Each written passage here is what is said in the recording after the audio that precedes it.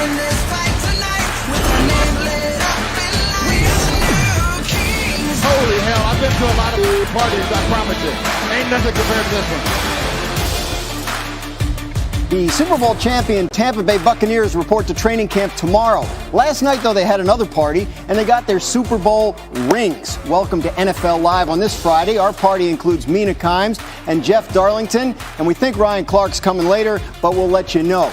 We'll then take a closer look at those rings later in the show, and we'll find out which one of Tom Brady's 7 is his favorite. But we're going to start in New Orleans, where Saints wide receiver Michael Thomas underwent ankle surgery last month and could miss the start of the season as a result, a source told ESPN. Thomas was troubled by the ankle injury throughout last season, and our Adam Schefter had previously reported that he was expected to undergo surgery to repair the torn deltoid and other injured ligaments in his ankle. So, Jeff, he has the surgery in June. This puts the start of the season in jeopardy. What more can you tell us about the timing of all of this? Well, Dan, the timing is the most peculiar aspect of all of this because, as you mentioned, our Adam Schefter reported months and months ago that this surgery was going to need to take place. Now, the question, of course, here is a matter of he's going to miss likely 4 weeks of the season. Why couldn't he have gotten the surgery done sooner? That'll be a question that Michael Thomas surely will be asked. At this point, we don't have the answer, but we know right now that Thomas did have the offseason. June is the time when he got the surgery, and now he's going to miss the start of the season. So one of the most important Saints players will certainly potentially impact that quarterback competition that we've been talking about. We'll see how that plays out once training camp begins. And Jeff, that's going to be a quarterback competition that's going to be really hard to decide without Thomas because you're right, he is one of the most important Saints players. He's one of the best wide receivers in the NFL when he's healthy. He's also a volume monster. In fact, his last season when he was fully healthy, 2019, he commanded 33% of the Saints' targets that led the NFL. Without him, suddenly everyone slides up. Traquan Smith becomes the number 1 wide receiver. I mean, I like Traquan. He's a solid, deep threat, stretch the field, number 3 kind of guy, but he is not a number 1 wide receiver. This was already a precariously thin position group that wasn't addressed in free agency. This was a cap-strapped team, and now I believe it's the thinnest group in the league. I wouldn't be surprised if the Saints look and see which free agents are available, maybe like a Kenny Stills, a Golden Tate, or even talk to other teams, because as constituted, this group without Michael Thomas is not an NFL caliber starting group of wide receivers. Yeah, I mean, and we do talk about that quarterback competition.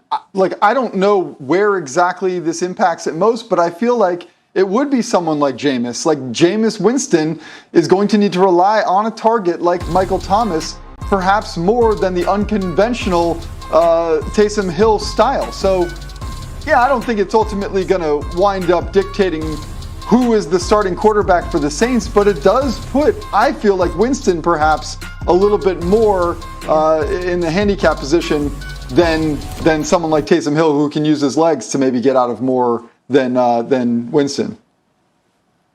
Yeah, unless they need Taysom Hill to play wide receiver. I'm not even joking. Like, that is how thin this group is right now. Wow. Alvin Kamara immediately becomes the number 1 skill. I mean, he was already the number 1 skill player, but he is going to see his targets go through the roof. If you have Alvin Kamara in fantasy, congratulations.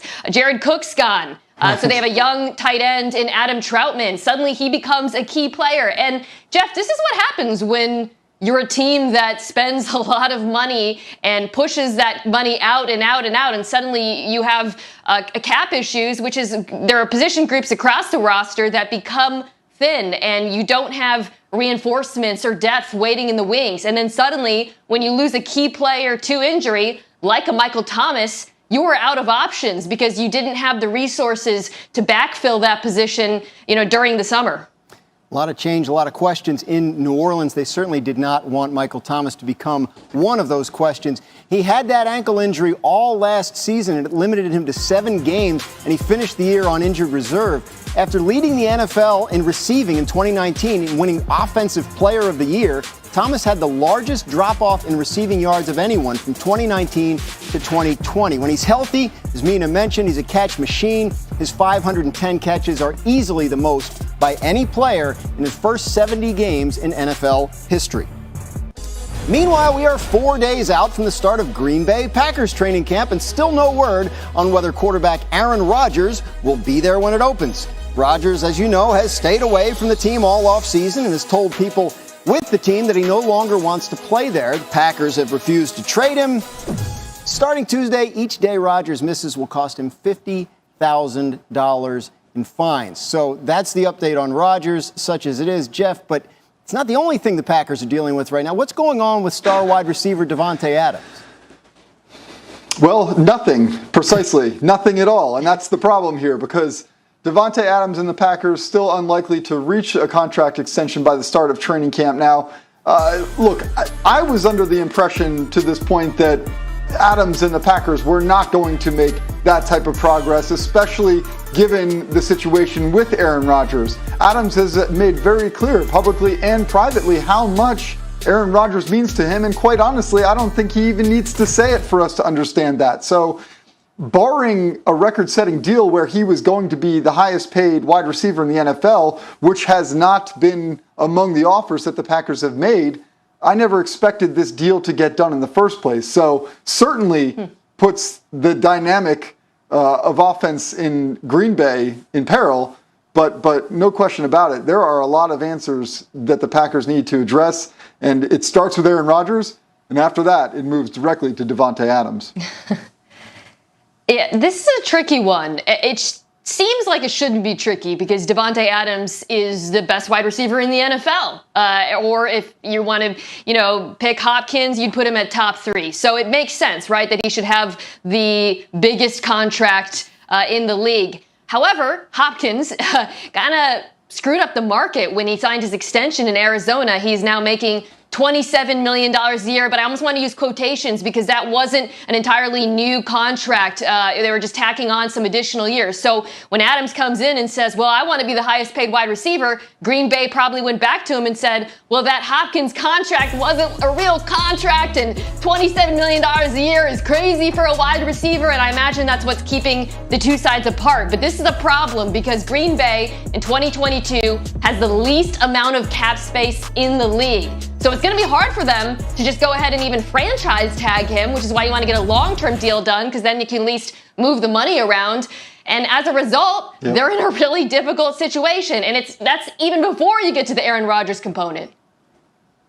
Yeah, that's the crazy part to me. Like, even if Aaron Rodgers was on the field, I mean, maybe we'd be more inclined to expect Adams to potentially take a lesser deal, but no chance if he doesn't know. I mean, if he's going to be catching passes from Jordan Love, all due respect, what does he know about Jordan Love, and how does that compare to Aaron Rodgers? There is no reason whatsoever for Adams to tie himself to Green Bay if, in fact, his value is not going to be at the height of the market. So otherwise, he should go to free agency if he can get there and allow a guy like Derek Carr, who's publicly said he's going to recruit him, to try to get his money up as high as possible in a place like Las Vegas. Adams, 1 year left on his deal, so free agency right around the corner after this season. He finished last season with 18 touchdown catches, which tied for the third most in a season in NFL history behind a couple of guys named Randy Moss, who had 23 in 2007, and Jerry Rice, who had 22 in 1987. Coming up on NFL Live, the Buccaneers unveiled their championship rings last night, adding a 7th ring to Tom Brady's collection. Hilton team. New on NFL Live today, here is Chiefs quarterback Patrick Mahomes addressing the issue of vaccines in the league. It's your choice. Do whatever you think's best for you and your family. Let it become a distraction. We kind of go about business as we're trying to do whatever we can to win. If you're not vaccinated, just be smart, wear your mask, try to limit your interactions with other people that aren't vaccinated, and try to make sure that you're ready to go whenever it's game time. It's definitely a big deal with that coming out, forfeiting games. You never want to do that. But I think we have the guys in the locker room that are either vaccinated or are going to be smart if they're not vaccinated and not try to hurt the team in any way. Now, players have the choice of whether or not to get vaccinated, but coaches and other team staff do not have that same choice. And that brings us to Minnesota, where the Vikings made a COVID-related personnel decision today. Our Vikings reporter Courtney Cronin joins us now. Courtney, explain what happened today in Minnesota. Yeah, Graz, a big development here in Minnesota. Vikings offensive line coach and run game coordinator Rick Dennison is out after he refused to take a COVID-19 vaccine. Like you mentioned, it's optional for players, but it is not optional for coaches, and meaning tier 1 staff, coaches, equipment people, scouts, people in the front office. So in this case, Dennison is out. The Vikings are promoting Phil Rauscher, who was the assistant offensive line coach, to fill Dennison's position this year. They've also hired Ben Steele, who was recently on Auburn staff as a special teams assistant. He will be an assistant here in Minnesota. But it's obviously bringing up the big question. The Vikings and their offense right now going through yet another period of transition. This is a Gary Kubiak scheme. His son, Clint Kubiak, will be taking the reins of the offense as a play caller for the first time this season. Gary Kubiak talked about it throughout his career. He'd worked with Dennison throughout his career. Dennison was relied on heavily for calling a lot of run plays. That was the thought with Gary Kubiak retiring this past offseason and Dennison staying in that role to help Clint Kubiak along in his first year. Now he'll be out, and the Vikings are going to have to adjust to this with just 5 days until training camp begins on July 28th. Thank you, Courtney. And if you're wondering if the Vikings would be the only coaching staff affected by this, our Mike Reese is reporting that Patriots co-offensive line coach Cole Popovich will not be with the team in 2021 due to a decision related to the COVID vaccine and NFL guidelines. That, according to league sources, Carmen Brasillo, the co-offensive line coach in 2020, takes on a leading role. So, Jeff, this is a big issue right now around the league when you talk to people around the league. What are you hearing with regard to this issue when you talk to people around the NFL? Well, Graziano, certainly, as you pointed out already, and as you and Courtney both pointed out, that it is very different when it comes to players and coaches. Players obviously are under a different deal. They have a union. They have a deal that was collectively bargained between the NFLPA and the NFL, and that is what that NFL memo did address a day ago. Now, one thing we should point out, the NFLPA told its membership that nothing has really changed in regards to the COVID protocols of last year and this year. You could forfeit games last year as well if they weren't able to reschedule them. Yeah. Now, I was on the call with the league earlier today when they did explain the idea of having to reschedule games and what the difference would be between last year and this year. The biggest difference is last year you could reschedule games much easier because there was no fans. We didn't have full capacity stadiums, nor did we have other events scheduled throughout the weeks. You could just flip a game to Tuesday and it wasn't that difficult. Now, with full capacity, with fans, that is a much, much greater undertaking. As a result, that is where the league wonders whether it will be as easy to get the entire season played if, in fact, there is an outbreak. That's a great point, and it's why this memo, combined with the rules that have been in place now for months, signal that the league is drawing a line in the sand on this issue. They're saying, we agree with the scientific consensus that this vaccine is safe, that it reduces transmission, that even if you do get it, you're less likely to get sick. And as a result, because we agree with that scientific consensus, we're going to put these rules in place that not just encourage players and staffers and coaches to get the shot, but basically suggest you have to get it to do your job. You know, in the case of players, you don't technically have to, but there's a lot of difficulty. It's very challenging, I think, to go through another season like you did last year. And with the coaches, where it's not optional, I think this is an example of teams saying, we do not want you to cost us wins. And that's not just the threat of a forfeit. I think that is looking at this broader issue as a competitive advantage or disadvantage if you don't have vaccinated staffers. And in the end, they're looking at these coaches as fairly expendable when it comes to this issue. It's something I think that is not going to go away after today. We're probably going to hear about more coaches and staffers who are not going to go through with this season as a result. But to me, it's the league making the strongest possible statement without going with an outright mandate for everyone. And I think another thing people have to keep in mind is on the issue of outbreaks, if you're vaccinated and you're in close contact with someone who tests positive, you won't have to miss time. If you're vaccinated and you test positive, you might only have to miss 2 days as opposed to 10, which was the rule last year. So That's a critical point to keep in mind. Today on a conference call, the NFL said that 80% of its players have had at least one shot, and there are only 5 teams whose players are still under 70% vaccinated. Some sad news to report on NFL Live. Jets assistant coach Greg Knapp has died from injuries suffered when he was struck by a car while riding his bicycle last Saturday. Knapp worked with Steve Young and Peyton Manning, among others, over his 25-year career and was known for his expertise with quarterbacks. He was days away from beginning his first season as the Jets' passing game specialist under new coach Robert Saleh. Our Dan Orlovsky, who played under Greg Knapp, talked about the coach's impact on him earlier this week. I would say this, Napper embodies everything that an assistant coach in the NFL should. And what I mean by that is the joy of investing into your players. He was a coach that first made me feel like, okay, I belong. And then second, the investment as a person. Turns for his 18th season. One of the major storylines surrounding that team is how to protect its veteran quarterback. Brooke Pryor has more on how the Pittsburgh offensive line plans to build around Big Ben. You know, there should be a theme for the Pittsburgh Steelers training camp this year, and that's if you build it, they will block. At least that's the hope when the Steelers look to have 5 new faces on the offensive line, not to mention a new position coach. But Mike Tomlin is not interested in a rags to riches narrative here. After all, he will be the first to tell you that the standard is the standard, and that all starts with rookie center Kendrick Green, who took first-team reps with the team at its opening training camp practice just a day ago. And he drew pretty good reviews from quarterback Ben Roethlisberger afterward, who said the rookie kind of reminded him of former center Marquise Pouncey. He said that Green made all the right calls, he didn't fumble the snap between them, and look, there could be some bumps in the road with this new O-line, but Mike Tomlin acknowledged this team finished last in the league in rushing a year ago. There's only one way to go from here. I mean, a lot of talk this week about the new look Ben Roethlisberger. You buying it? It's different. I mean, he kind of looks the same. I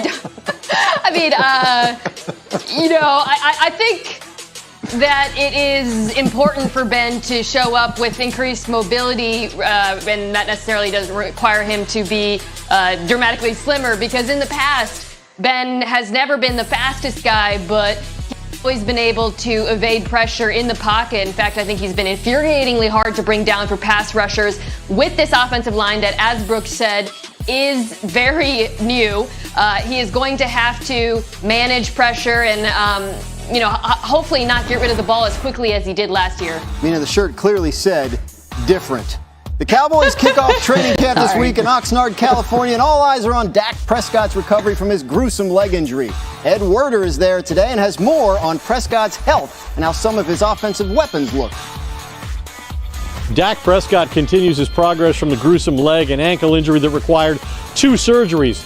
It's noteworthy, if not newsworthy, that in the team's opening practice, we observed him take snaps in 11-on-11 for the first time, although it was not a padded practice, and so no live pass rush, no defenders around his legs.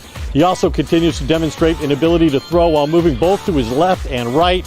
And this, for those concerned about his healing, he actually ran some pass routes as a quarterback group worked a 2-minute drill, once leaping to make a catch. Feeling he failed his teammates last season, running back Ezekiel Elliott rededicated himself after the worst season of his career. Elliott worked out with a private running backs coach this offseason for the first time, reporting here at 218 pounds, his lowest weight since his freshman year in college, 10 pounds below what he played at last season. His improved quickness is evident.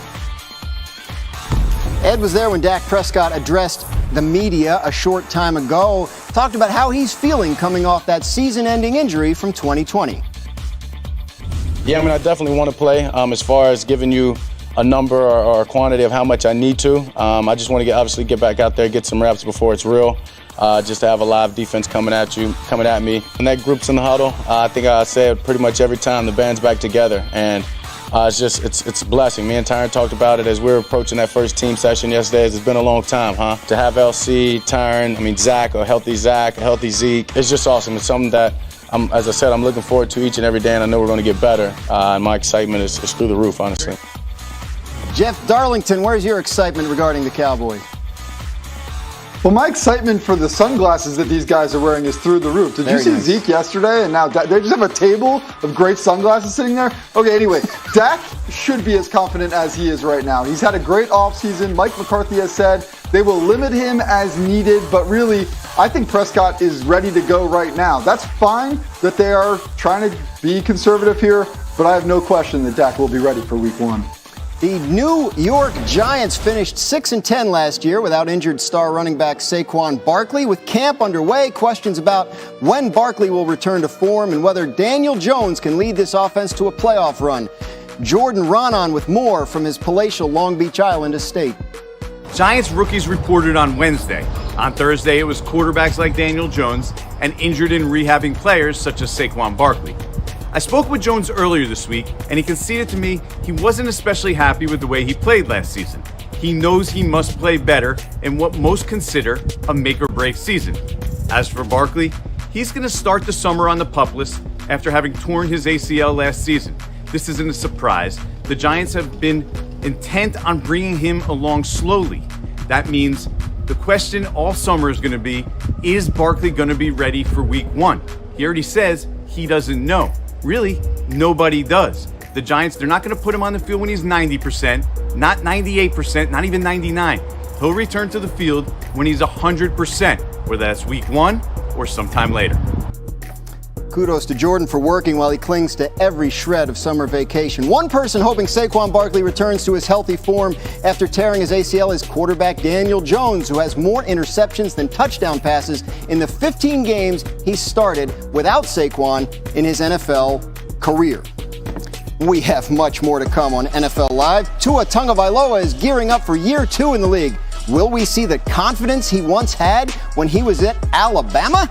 We'll talk about that. And it's been a fun week here on NFL Live, so we're going to take a look back at everything that's gone on here the past 5. Rookie wide receiver Amari Rodgers getting his deal done with the Packers today. A tweet there from our Field Yates. As Monty Python used to say, now for something completely different. Here is Packers fan Matty Fresh with his musical plea for his quarterback to come back. This one goes out to the best quarterback on planet Earth. Need you back in Titletown. Number 12 in green is my MVP. 51 touchdowns, 5 INTs. Whoa. And if Matt LaFleur would've let you run a play, probably wouldn't have to talk about the shit today.